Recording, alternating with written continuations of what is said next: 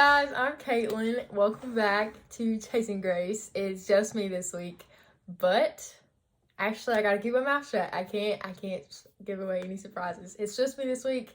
I'm so excited to just take a break. I've been super crazy busy these past couple days. Even right now, I have somewhere to go and I'm just always in a rush, but it feels so good to just sit down and have this time to like talk out some of the things that have been on my mind lately. So I mentioned last week, whatever the last week that I did a video, I was talking about my devotional I've been doing this year, and I have it with me today. This is what it looks like. It's called Living Grace, Walking Love by Bob Goff. Definitely recommend this. I love it so far, and that's actually where I've gotten a lot of my stuff that I've been talking about, because obviously it's just, I do it every night before I go to bed, so it's fresh on my mind and it makes me really like think about things, I guess. So this week I wanted to talk about ministry, and I probably lost some people there, but I promise, just hear me out. A couple days ago, my title for that day, I read it and I could have laughed out loud. I don't know why. I thought it was so funny. And it says, we don't need to call it ministry. Just call it Tuesday. Love already has a name.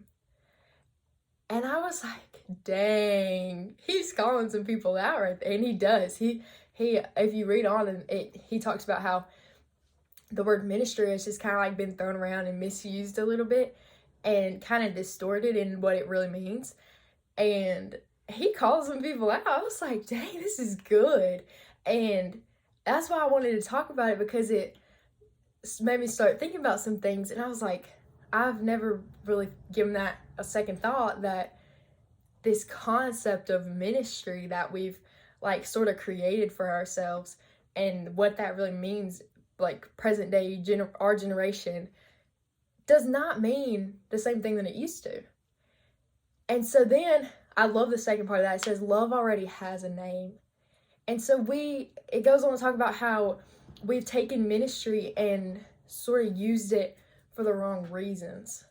And so, like, basically what it was saying, if I went to somebody and I was ministering to them, well, there's nothing wrong with that, except that we're not equals.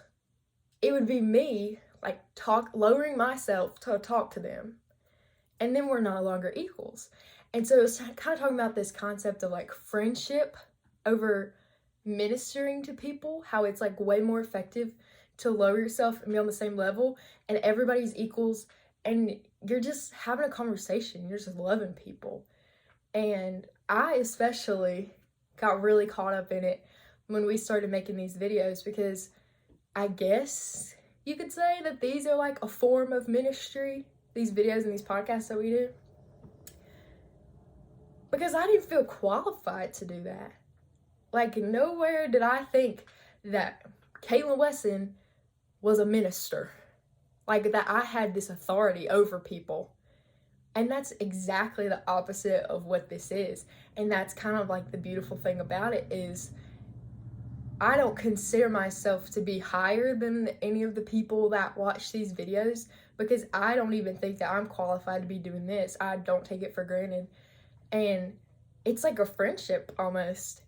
And so then it led into this idea that I love. I was going to talk about this anyway, and then it just like really set it home for me that he was talking about this. But this concept of us just like sitting at the table. And I think that's just like such a beautiful picture to just think about how, and I think, I don't know, this is just me. In my brain, it's a round table. That probably does not make a difference, but it's like there's no head of the table, there's nobody in charge, there's no dominant person, and we're all equally sitting at the table, the lowest form of friendship, and just having a meal together and just loving people. And even if those people don't look like you and don't act like you and they don't think the way that you do, maybe they even blatantly just disagree with you, we're still called to sit at this table in friendship and in love with each other. And I think that's so powerful. Just think about, and then he goes on to say that, hold on. Oh yeah, it says, it might make people feel like they're more sought after for friendship rather than approached as a project. Just to love people and sit at the table together. And it's just that, like, going back to that idea of, like, if we're trying to be like Jesus, he preached to all these people, but he went into these towns and he preached. And 1 Peter 4:8 is the verse that was with this, and it says, above all, love each other deeply. And he intentionally sought after people that nobody else wanted. You can go through any book of the Bible and it'll show all the misfits and the outcasts, and he went to them and sought them as a friend and didn't approach them as a project that he was going to fix them and heal them. And he did all those things, but he did it with love. And I think that's the difference, because as soon as we make it about us, it's no longer about Jesus. And if I am approaching somebody that I'm going to minister to them, then it's about me. And I'm like, well, I've saved this many people, and this many people have come to salvation because of me. And there's nothing wrong with that. But I personally have found that ministry for me might look different than other people.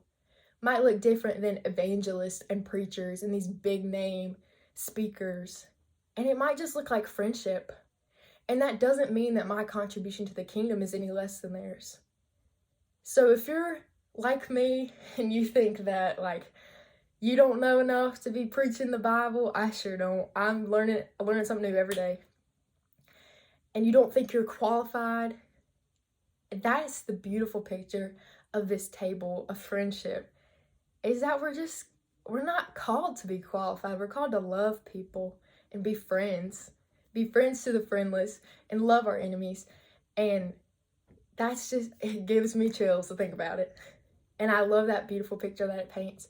So I just wanted to give some encouragement, I guess, that even if you don't feel like you're ministering to people, that doesn't mean that your work and your love and your friendship and your effort that you're pouring out is not valuable. And I think it's really easy to get caught up in that, even just because maybe what you're doing doesn't look like everybody else. But I encourage you this week to, as the rest of you go throughout the week, I just encourage you to be a friend. Maybe make a new friend. Maybe just be intentional in the friendships that you have. And just love people. Because ultimately, that's the greatest commandment, is just love. And it's so easy to show Jesus through the way that we love people. That's the best form of ministry that I can think of. So,